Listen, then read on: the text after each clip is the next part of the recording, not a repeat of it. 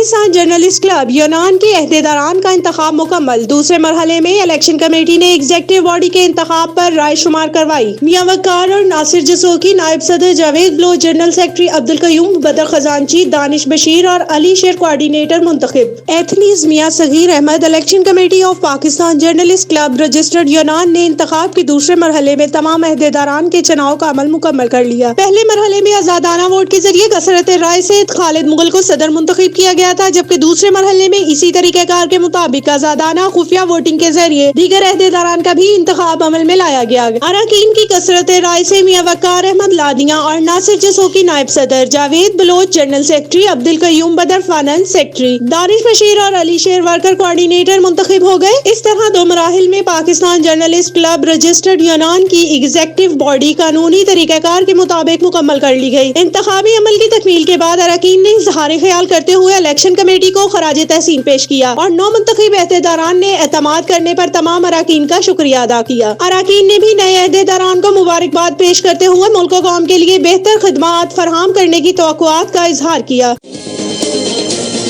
33 news, overseas پاکستانیوں کی آواز۔